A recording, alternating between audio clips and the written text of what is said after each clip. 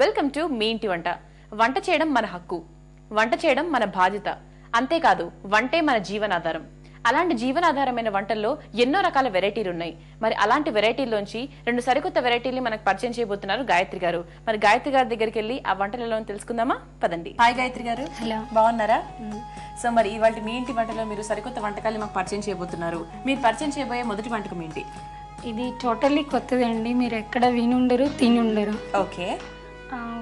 ఇది శ్రావణ మాసం కదా, శ్రావణ మాసంలో ఎవరింట్లో చూసినా శనగలు తమలపాకులు లేని ఇల్లు ఉండదు.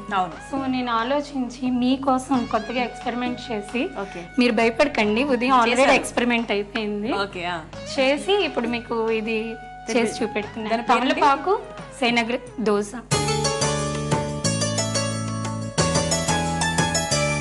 వేరే వెరైటీగా ఉంది. సరే మీరు ఎక్స్పెరిమెంట్ చేసి అంటున్నారు కాబట్టి డెఫినెట్ గా టేస్ట్ చేస్తాను, నాకు ఆ ధైర్యం ఉంది. సో దానికి కావాల్సిన పదార్థాలు చూద్దామా?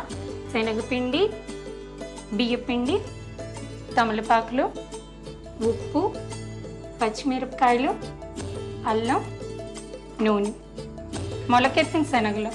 ఓకేనండి. సో మరి ఇది తయారు చేసే ముందుగా రెడీ చేసుకుని పెట్టుకోవాలా? ముందుగా అంటే 2 బౌల్స్ శనగలు, 2 బౌల్స్ శనగపిండి, 1 బౌల్ బియ్యపిండి, అందులోని అల్లం జస్ట్ టేస్ట్ కోసం, గ్రీన్ చిల్లీస్ మనకి ఎన్ని కావాలన్నీ, ఉప్పు వేసి గ్రైండ్ చేసేయాలి. ఓకే. గ్రైండ్ చేసి ఇది వెంటనే వేసుకోవాలి, లేకపోతే ఫర్మెంట్ అయిపోతుంది. ఓకే. సో ముందుగా రెడీ చేసుకొని పెట్టుకున్నారు కదండి మీరు. ఓకే. మామూలు దోశల పిండి ఎలాగైతే మనం చేసుకుంటామో అదే విధంగా మనం రెడీ చేసుకొని పెట్టుకోవాలి. సో అందులో ఏం మిక్స్ చేసామో ఇంతకు ముందుగా చెప్పుకున్నాను, ఇంకోసారి రిపీట్ చేస్తున్నాను. మొలకెత్తిన శనగలు, శనగపిండి, బియ్యం పిండి, కొంచెం అల్లం, పచ్చిమిరపకాయలు, ఉప్పు. సో వీటన్నిటిని బాగా మిక్స్ చేసుకొని దోశ పిండిలా తయారు చేసుకొని పెట్టుకోవాలి. సో ఎప్పుడు తయారు చేస్తే అప్పుడు వెంటనే చేస్తే ఇంకా బాగుంటాయి. ఓకేనండి. సో మరి స్టార్ట్ చేద్దామా? సో ముందుగా స్టవ్ ఆన్ చేసుకుందాము.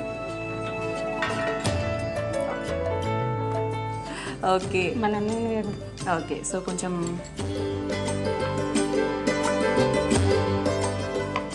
ఇది నాన్ స్టిక్ మీద వేయచ్చు.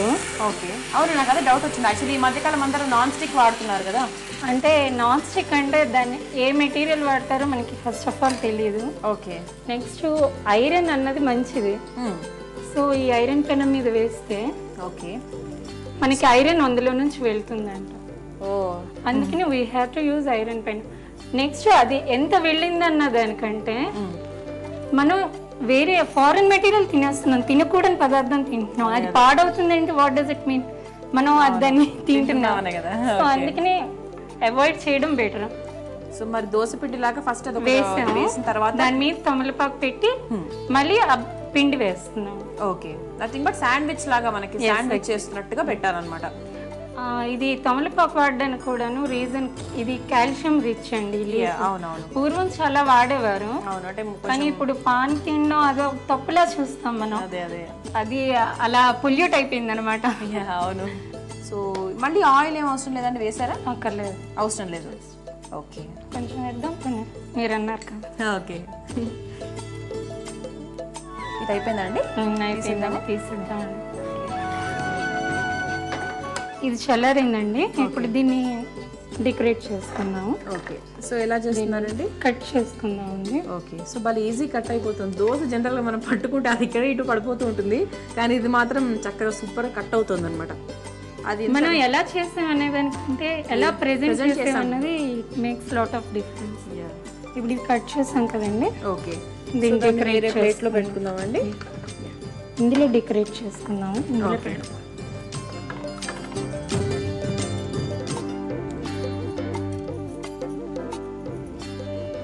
సో ఇంతకుముందే అన్నారు అంటే ఎలా చేసామన్నది కదా, ఎలా ప్రజెంట్ చేసామనేది ఇంపార్టెంట్. సో చక్కగా ప్రజెంట్ చేస్తున్నారు మనకి.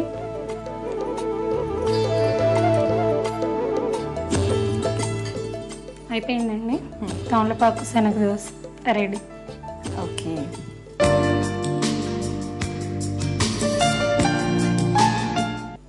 ఇంతవరకు తమలపాకు తక్కువ అంచనా వేసానండి, ఇప్పుడు తెలిసింది ఎంత బాగుందో. మీరు టేస్ట్ చేయండి ఒకసారి.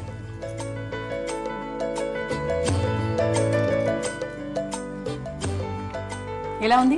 నేను చెప్తే బాగుండదు, మీరు చెప్తే బాగుండదు. చాలా బాగుంది, చెప్పేసాను మీకు సర్టిఫికేట్ ఇచ్చేసాను. చాలా బాగుందండి. అంటే ఎన్నో రకాల దోశలు మనం తింటూనే ఉంటాం రోజు, కానీ అది కాకుండా చాలా వెరైటీ దోశ అనమాట. అంటే మనకి తమలపాకు, శనగలు ఇలాంటివన్నీ మిక్స్ చేసిన దోశ. దీన్ని తయారు చేసుకోవడానికి కావాల్సిన పదార్థాలని, దీని తయారీ పద్ధతిని మరొకసారి చూద్దాం. తమలపాకు శనగ దోశ. దీనికి కావాల్సిన పదార్థాలు తమలపాకులు, శనగలు, అల్లం, శనగపిండి, బియ్యం పిండి, పచ్చిమిర్చి ముక్కలు, ఉప్పు, నూనె. దీన్ని తయారు చేసుకునే విధానం: ముందుగా స్టవ్ ఆన్ చేసి ప్యాన్ పెట్టి వేడి చేయాలి. ప్యాన్ వేడెక్కిన తర్వాత దానిపై నూనె పోసి ముందుగా తయారు చేసుకుని పెట్టుకున్న దోశ పిండిని దోశల్లా వేసుకోవాలి. దానిపై తమలపాకులు పెట్టుకోవాలి. ఆ తర్వాత ఆ తమలపాకుపై మళ్లీ దోశ పిండిని వేసి రెండు వైపులా దూరగా వేగిన తర్వాత ఓ ప్లేట్ లోకి తీసుకుని దోశని నిలువుగా కట్ చేసి ఓ సర్వింగ్ ప్లేట్ లోకి తీసుకుని క్యారెట్ తో గార్నిష్ చేసుకుని సర్వ్ చేసుకోవాలి. అంతే, తమలపాకు శనగ దోశ తయారు.